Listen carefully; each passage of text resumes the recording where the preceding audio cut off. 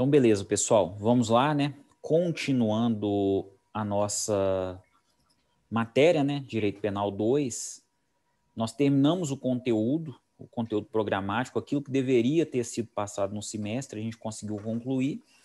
E agora vamos estudar algumas leis especiais que eu entendo serem mais pertinentes, né, para o nosso estudo. E a gente vai começar com a Lei 13.869, de 2019, diga-se de passagem, faltou aí o ano, né? Lei 13.869 de 2019 é a famosa nova lei de abuso de autoridade. Então vamos lá, gente. Não é uma lei difícil, tá? É uma lei fácil. Ela foi sancionada em 5 de setembro de 2019.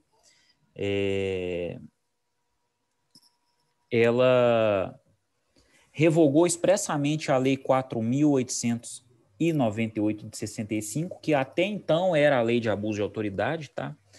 E promoveu também algumas relevantes alterações na lei de prisão temporária, na lei das interceptações telefônicas, no Código Penal e até no Estatuto da OAB. Então a gente teve aí uma ampla modificação, né, no ordenamento jurídico realizado pela nova lei de abuso de autoridade.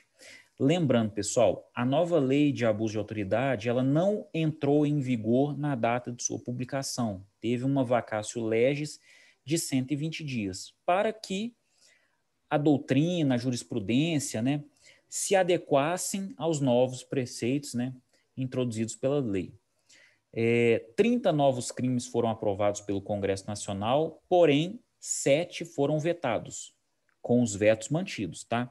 E 9 crimes vetados tiveram os vetos derrubados e esses crimes voltaram para a lei, tá? Então, resumindo tudo, 23 crimes entraram em vigor. Entraram, tá? Não é entrarão, não. Escrevi errado aqui, não tem como corrigir, porque hoje eu estou sem meu tablet, né? Estou dando aula só com a mão aqui, ó. E aí eu passei uma relação dos vetos e rejeição, né? Ou manutenção de vetos, vocês podem ler com calma aí, tá? Não vamos ficar falando aqui um por um, tá? E eu vou conversar com vocês aqui sobre os artigos mais importantes da lei, tá? Artigo 1º, esta lei define os crimes de abuso de autoridade cometidos por agente público, servidor ou não, que, no exercício de suas funções ou a pretexto de exercê-las, abuse do poder que lhe tenha sido atribuído. Então, esse é o artigo que informa, né, a finalidade da lei. Lembrando que os crimes de abuso de autoridade podem ser cometidos por agente público, servidor ou não, estando ele no exercício da função ou até mesmo a pretexto de exercer essa função, tá? E a lei de abuso de autoridade, ela tem um especial fim de agir. Se a conduta é cometida sem o especial fim de agir, não há crime. Estamos falando de um fato atípico. Olha lá. Parágrafo 1º. As condutas descritas nesta lei constituem crime de abuso de autoridade quando praticados pelo agente com a finalidade específica de prejudicar outrem ou beneficiar a si mesmo ou a terceiro, ou ainda por mero capricho ou satisfação pessoal. Se essas finalidades não estiverem presentes, né, pelo menos uma delas, não há crime, tá? Não há crime. E como é que a gente vai saber disso? Gente, só no caso concreto, tá? Somente no caso concreto. Então, para haver abuso de poder, né, de acordo com a lei, nós devemos considerar, o intuito de prejudicar outrem, beneficiar a si ou a terceiro, ou então um mero capricho ou satisfação pessoal. São os 3 gatilhos aqui, né, que oportunizam, né, a conduta, né, nos oportuniza, aliás, classificarmos a conduta como abuso de autoridade. E lembrando, gente, não existe crime culposo na nova lei de abuso de autoridade. Ou a conduta é dolosa, né, com a intenção de praticar, ou o dolo eventual, né, o sujeito assume o risco do resultado, ou nada. Não existe a modalidade culposa na lei de crimes ambientais. E não é possível dolo eventual na nova lei, né? Todas as condutas serão punidas a título de dolo direto, dolo específico. Eu até comecei a falar aqui, falei até bobagem, né? Esqueçam aí o dolo eventual. O dolo tem que ser direto, aquela finalidade. Por quê? Eu tenho que ter a finalidade. Ou eu quero prejudicar outrem, ou eu quero beneficiar, né, a mim mesmo ou a terceiro, ou eu quero fazer aquilo por um mero capricho ou satisfação pessoal. É necessário dolo direto. Tá? Parágrafo 2º, a divergência na interceptação de lei ou na avaliação de fatos e provas não configura abuso de autoridade. Claro, né, gente? Senão viraria bagunça, né? Sujeito ativo, quem pratica o crime, né? É sujeito ativo do crime de abuso de autoridade qualquer agente público, servidor ou não, da administração direta, indireta ou fundacional, de qualquer dos poderes da União, dos estados, do Distrito Federal, dos municípios e de territórios, compreendendo, mas não se limitando a... Pessoal, então vamos lá, antes de eu mencionar aqui, gente, é muito amplo né, o que a lei considera servidor público para fins, né, da nova lei de abuso de autoridade, para fins de aplicação dela mesma. O conceito é muito amplo e, inclusive, ele não é exaustivo. Ele já é extremamente amplo, mas não é exaustivo, ele é exemplificativo, porque no final o legislador escreve assim, ó, mas não se limitando a, né, compreendendo, mas não se limitando a, e aí vem, servidores públicos e militares ou pessoas a eles equiparadas, membros do Poder Legislativo, membros do Poder Executivo, membros do Poder Judiciário, membros do Ministério Público, membros dos tribunais ou conselhos de contas. Gente, todo mundo praticamente é considerado servidor público para fins da aplicação, né, dos crimes de abuso de autoridade. Olha lá, parágrafo único. Reputa-se agente público para os efeitos desta lei todo aquele que exerce, ainda que transitoriamente ou sem remuneração, por eleição, olha lá, eleição, então pode ser político, né, pode ser vereador, governador, pode ser qualquer um, por nomeação, que é a figura mais comum, né, que a gente vê de servidores públicos, pode ser por designação em cargos de chefia, né, contratação, por exemplo, o servidor temporário, ou qualquer outra forma de investidura ou vínculo, mandato, cargo, emprego ou função em órgão ou entidade abrangidos pelo caput deste artigo. Então, qualquer pessoa que tenha algum grau de ligação mínimo com a administração pública para a lei de abuso de autoridade, para fins, né, de penalização nos crimes de abuso de autoridade, são considerados servidores públicos. O foco principal da nova lei foi a atuação de policiais, né, representantes do Ministério Público e magistrados, inclusive no plano colegiado, né, os desembargadores, por exemplo. Então, essa lei ela foi realmente, pessoal, direcionada para policiais civis, militares, federais, né, e para promotores e juízes que, via de regra, são servidores que mais agem com abuso de autoridade, até mesmo pela concentração de poder que eles têm, né? As discricionariedades, né, nas decisões são muito concentradas, né, nesses três servidores, né, os policiais, os juízes e os promotores. E o conceito é o mais amplo possível, né, além da possibilidade de coautoria e participação de particulares, já que ser agente público é elementar de todos os tipos e, por isso, comunica-se aos que não tiverem nessa situação formal. Então, o sujeito está lá cometendo um crime, né, agindo em abuso de autoridade, o servidor público, e tem um amigo dele que não é servidor praticando crime com ele. Por ser uma elementar dos crimes, esse sujeito também pode ser considerado coautor. Claro, a gente vai ver isso no caso concreto. Crítica, né? Tipos penais muito abertos, né? A constitucionalidade sempre questionável, porque, em tese, feriria o princípio da taxatividade.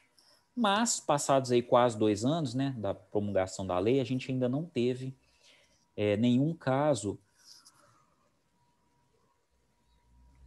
em que a inconstitucionalidade foi declarada, tá?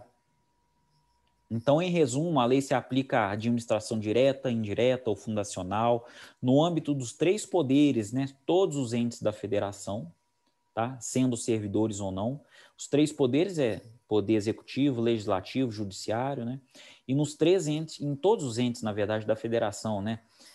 União, estados, município, Distrito Federal e até territórios, né? Se porventura voltarem a existir um dia. É aplicado para os que estão em exercício transitório ou sem remuneração também. Então, o mesário ali no dia da eleição, ele é servidor público para fins, né, de aplicação de crimes de abuso de autoridade, né? Ah lá, qualquer forma de investidura ou vínculo, e alcança também militares, membros do poder, Ministério Público, tribunais e conselhos de contas. Pessoal, pega todo mundo. E esse rol não é taxativo, ele é exemplificativo.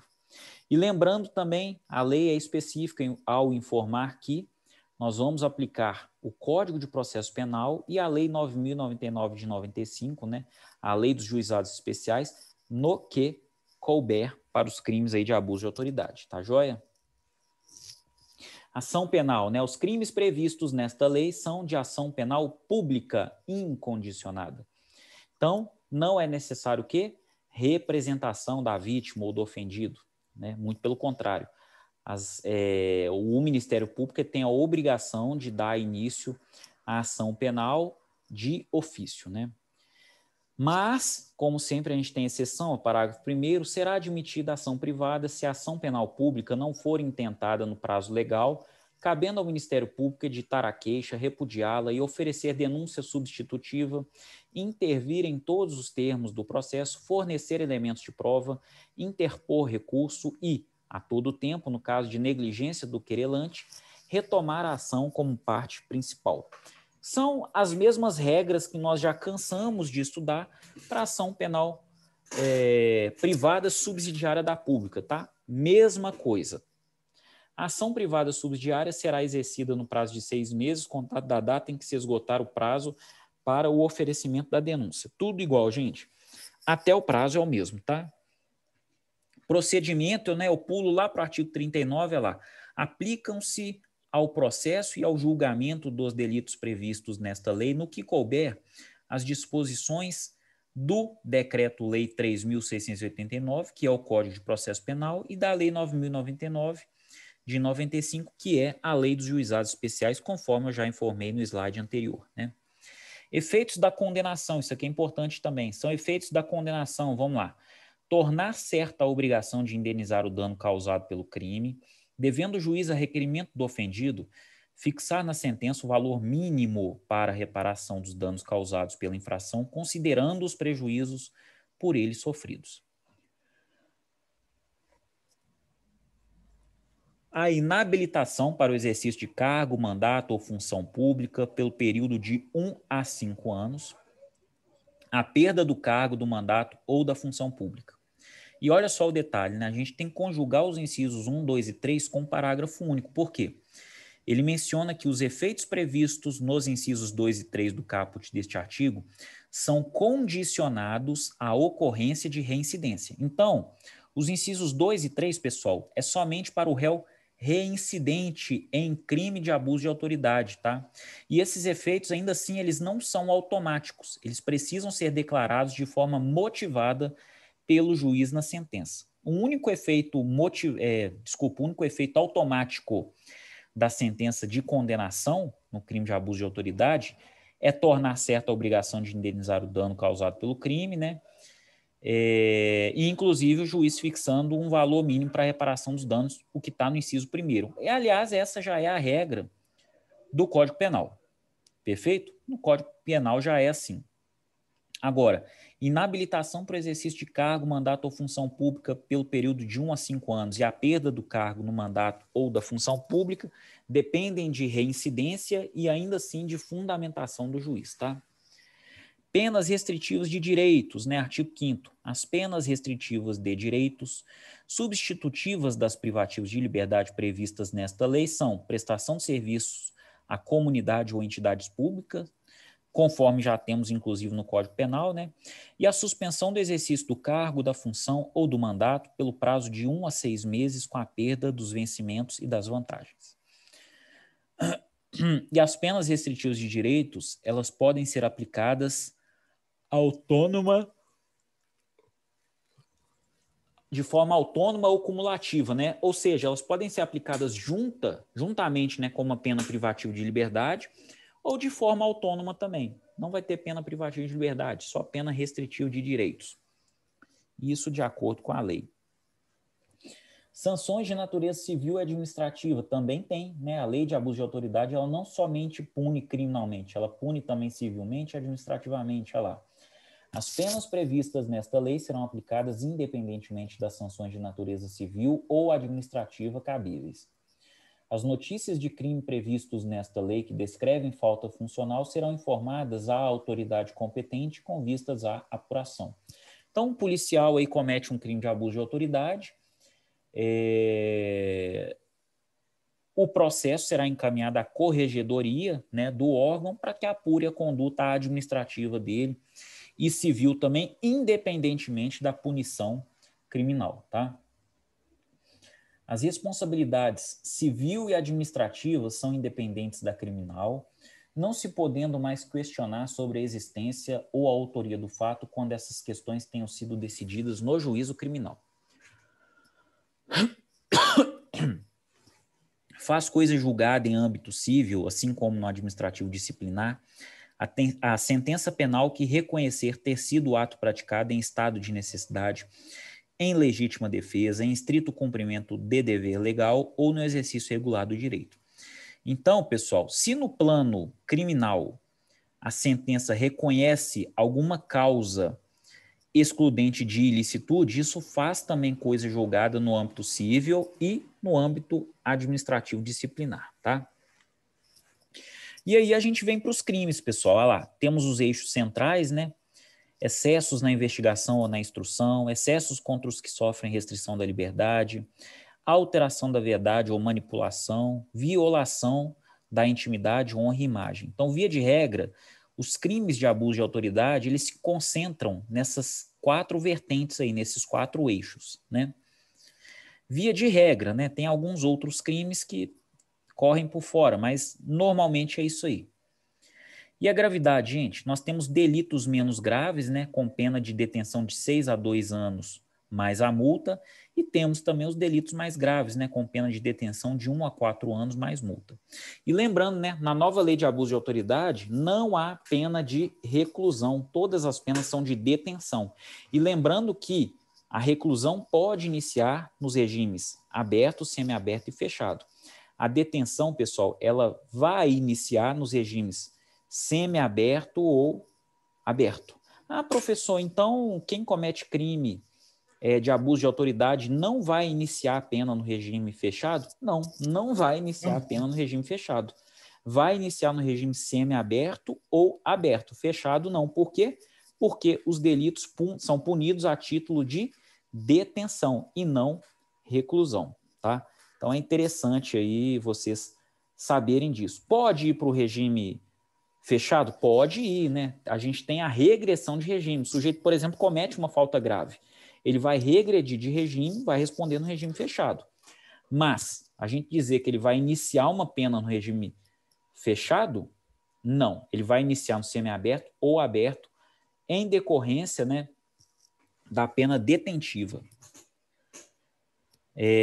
Decretar, e aí a gente vem os crimes, né, lá, decretar a medida de privação da liberdade em manifesta desconformidade com as hipóteses legais, né, é um crime direcionado aos juízes, porque quem decreta a prisão preventiva, né, a prisão temporária, a prisão pela, né, sentença que transitou em julgado é o juiz.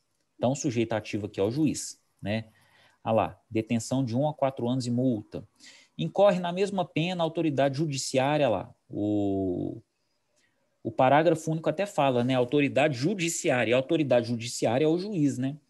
Que dentro de prazo razoável deixar de relaxar a prisão manifestamente legal, substituir a prisão preventiva por medida cautelar diversa ou de conceder liberdade provisória quando manifestamente cabível, deferir liminar ou ordem de habeas corpus quando manifestamente cabível. E aí vai, ó, decretar a condução coercitiva de testemunha ou investigação manifestamente descabida ou sem prévia intimação de comparecimento ao juízo.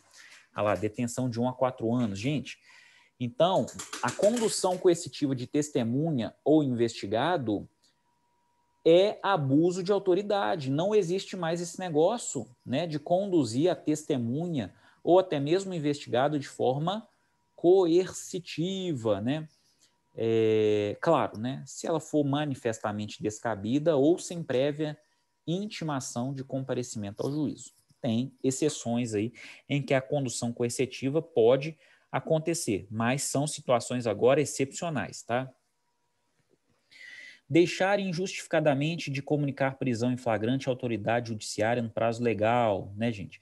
Normalmente aí é quem? É o delegado, né? Quem comunica a prisão em flagrante ao juiz é o delegado. Pode ser o Ministério Público também, responder por isso? Pode também, né?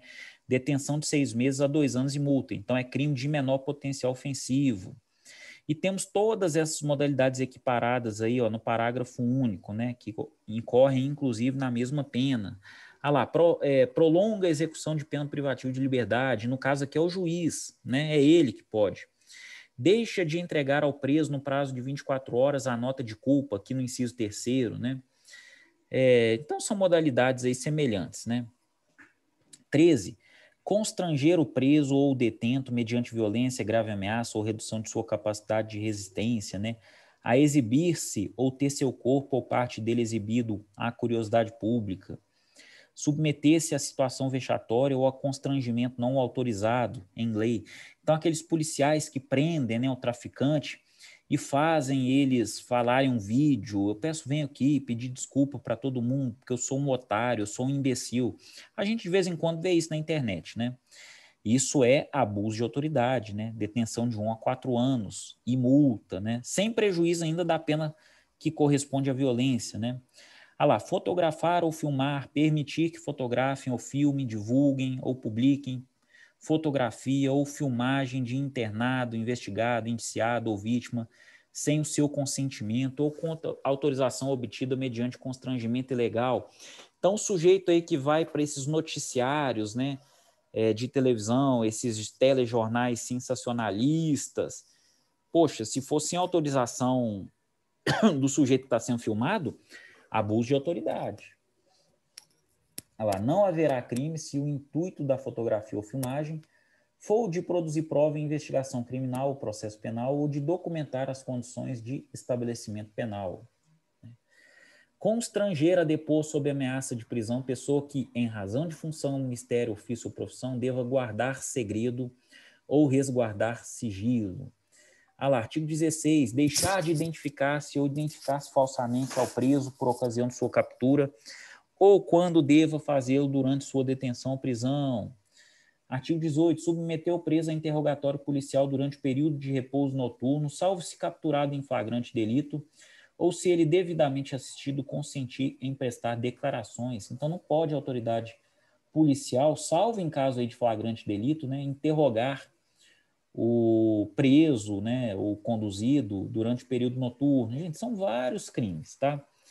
São vários crimes. Ó. Impedir ou retardar injustificadamente o envio de pleito de preso à autoridade judiciária competente para a apreciação da legalidade de sua prisão ou das circunstâncias de sua custódia. Então, todas essas condutas aí, ó, e condutas assemelhadas, né, há abuso de autoridade. Basta vocês lerem, né, manter presos, lá no 21, de ambos os sexos na mesma cela ou espaço de confinamento. Não pode, né? Tem que ser o preso no presídio masculino. E a presa mulher no presídio feminino, né? Ao 22, invadir ou adentrar clandestina ou astuciosamente ou à revelia da vontade do ocupante, imóvel alheio ou suas dependências ou nele permanecer nas mesmas condições, sem determinação judicial ou fora das condições estabelecidas em lei. São tipos penais, aliás, né, pessoal, muito genéricos, né? São tipos altamente genéricos. Ah lá, artigo 23, a gente continua. 24, né, constranger sob violência ou grave ameaça funcionário ou empregado de instituição hospitalar pública ou privada a admitir para tratamento pessoa cujo óbito já tenha ocorrido. Poxa, abuso de autoridade também, né? proceder à obtenção de prova em procedimento de investigação ou fiscalização por meio manifestamente ilícito. Então, colher prova ilícita não gera apenas uma nulidade no procedimento, não. Gera até crime de abuso de autoridade, a depender da situação no caso concreto, né? Ah lá, requisitar a instauração ou instaurar procedimento investigatório de infração penal ou administrativa em desfavor de alguém, a falta de qualquer indício de prática de crime, de ilícito funcional ou de infração administrativa. Então, o sujeito que determina a instauração de um procedimento investigatório sem, né, indícios da prática de crime, comete abuso de autoridade. Né? Isso aí não dá apenas um trancamento da ação penal por habeas corpus, né, ou do inquérito policial. Não, pode dar até crime de abuso de autoridade. Né? Não há crime quando se tratar de sindicância ou investigação preliminar sumária devidamente justificada. Né? Ah lá, divulgar a gravação ou trecho de gravação sem relação com a prova que se pretenda produzir, expondo a intimidade ou a vida privada ou ferindo a honra ou a imagem do investigado ou acusado. Ah lá, detenção de 1 a 4 anos. Prestar informação falsa sobre procedimento judicial, policial, fiscal ou administrativo com o fim de prejudicar interesse de investigado, né? Ah lá, detenção de 6 meses a 2 anos. E vai, gente, e vai. São vários e vários e vários crimes, né? Que vocês podem ler. O importante mesmo é aquela partezinha temporária, né? E tivemos também alterações na legislação penal especial. A lei de prisão temporária, por exemplo, foi modificada, né? Alguns artigos e parágrafos foram introduzidos na nova redação. Olha lá. A lei de interceptação das comunicações telefônicas, né, também foi modificada, assim como o ECA, o Estatuto da Criança e do Adolescente, tá? Eu não vou me estender porque a ideia já foi passada, né? A ideia é o quê? A ideia é vocês entenderem que o crime de abuso de autoridade, ele existe nas suas várias vertentes, né? Principalmente aquelas 4 lá que eu mencionei para vocês no início do ano, no início da aula, e praticamente todo mundo é equiparado a servidor público, né? Na dúvida, se você acha que tem que ser equiparado ou não, é melhor equiparar. Numa eventual prova da OAB, por exemplo, né? Equipare que é melhor. Qualquer pessoa que tem um dedinho na União, no Estado, no Distrito Federal ou no município, ou se a gente for olhar por outra vertente, no poder legislativo, executivo, judiciário, né? Atuando aí em órgãos da administração direta, órgãos da administração indireta. Pessoal, não importa. Colocou o dedo ali no serviço público, é considerado